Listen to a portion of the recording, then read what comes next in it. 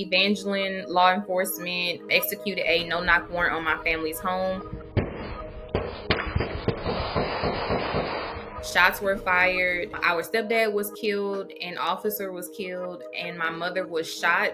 They are now currently trying to charge our 23-year-old brother with first-degree murder due to the officer.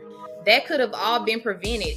No-knock warrants aren't new. They're basically what you see on TV, when police barge into someone's home without notice looking for something or someone. And some say there's a big problem with them. Breonna Taylor, Amir Locke, lives lost to no-knock warrants. I just never in a million years would have thought that that was something that would have happened to my family. In recent years, no-knock warrants have been the subject of a larger debate. Is a no-knock warrant a license to kill? Mm-hmm. Now calls are growing to eliminate those warrants entirely. I do not believe that there's enough attention on this issue right now here in Louisiana. The Swallow family's case in Louisiana is currently being investigated. But let's unpack both what we know happened so far and what it tells us about no-knock warrants in the United States.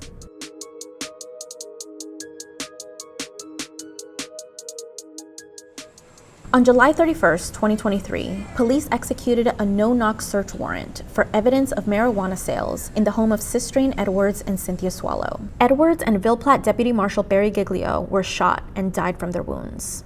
Cynthia Swallow was shot in the face, fracturing her tongue. And 23-year-old Vontico Anderson is being charged with the first-degree murder of the officer. The family says their brother believed robbers were breaking into their home. They also say that none of the family members had a criminal record and that police recovered about 14 grams of marijuana. Even if they suspected that drugs were in the home or they were being sold, whatever they thought was occurring inside of the home, the fact that their first step was a no-knock warrant and none of them had a criminal record, that just doesn't sit right with me. Tens of thousands of no-knock warrants are carried out every year in the US. But let's quickly review what no-knock warrants are exactly. No-knock warrant says that you may enter one's home without notice. You can be totally unaware that it's officers in your home. All you're hearing is your door being busted in. No-knock warrants are a tactic that give police officers the element of surprise. The thinking is that this helps officers disrupt criminal activity, protects them in potentially dangerous situations, and prevents the destruction of evidence. That's actually why they're commonly used in drug-related crimes. In fact, the US's increasingly militarized war on drugs that started in the 70s and 80s helped give rise to no-knock warrants. And they were controversial from the beginning. Late Senator Sam Ervin was vocal in calling the tactic unconstitutional and even compared the tactic to how burglars enter homes. But starting in 2020, the risks associated with this tactic began to come into public focus. Breonna Taylor was shot and killed by police in March as officers served a no-knock warrant at her boyfriend's apartment. And it set off national protests over policing and systemic racism, as well as calls to end no-knock warrants in the state of Kentucky. To me, this is similar. Again, there's been a loss of life, and there's also a surviving victim. She was in the hospital for almost a month. I think the scariest thing was them stating that she would probably never be able to talk again. Where my mother was shot, it fractured her tongue, so she's had to have 2 processes of plastic surgery on her tongue. Right now, she has her jaw wired. There has been several occasions since our mother has been home that she has cried about what happened. We want justice for our mother. She shouldn't have been shot, as well as our stepdad. And our stepdad was a corrections officer for 13 years, and he was also disabled when this occurred. When we did go to the house the first time, his walker was on the porch. He should be sitting here with us today. So how often do no-knock warrants turn fatal and why? Federal and state agencies do not track the number of people killed or injured during no-knock raids. But in an independent investigation, the Washington Post reports that 22 people were killed between 2015 and 2022 during no-knock raids. And experts say Black and Hispanic homes are disproportionately targeted. You go in with this adrenaline pumping, believing that you are entering into a home whereby guns and or drugs are being possessed by an African American, oftentimes males, and then just the appearance of some type of threat, whether it is real or made up in the mind, you end up with the loss of life and or great bodily injuries. Not only are you putting the family in danger when you're doing something like that, but you're also putting the officers themselves in danger. Which brings us to our next point. In the Swallow family case, 23-year-old Vontico Anderson is being charged with the murder of Deputy Marshal Barry Giglio.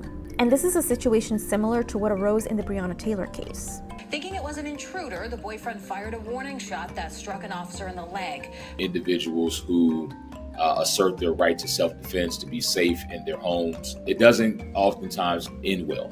Dependent upon the parish, dependent upon the state, depending upon the prosecutor, it is this belief that you have to protect the officers at all times. And this presents an important conflict.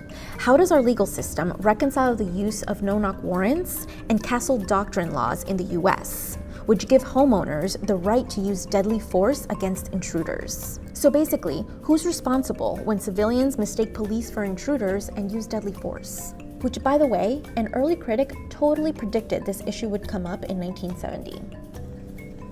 Constitutional right to be safe and secure in one home is a very sacred thing here in America. And oftentimes what you see is almost a punishing of the individual who actually asserts their right. My brother is 23.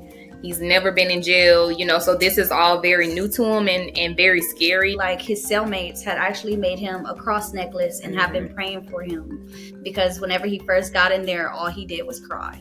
And I do want to say rest in peace to the officer that was killed during this situation. And he actually wasn't even a part of that department. They requested his assistance on this case. And critics say that the risks and violent confrontations associated with no-knock warrants just aren't worth the amount of drugs actually seized. In that Washington Post investigation, less than 3 pounds of drugs were seized in 12 out of 13 fatal raids. It's also not uncommon for people to have marijuana in their homes nowadays. It's legal in a couple states now. Even in Louisiana, they grow it. Given the state of marijuana production in this state by two academic institutions, we shouldn't be kicking in people's doors via no-knock warrants for marijuana sales, if that is the case. There's a lot we still don't know, like some of the contents in the search warrant. Like, was the police looking for someone specifically?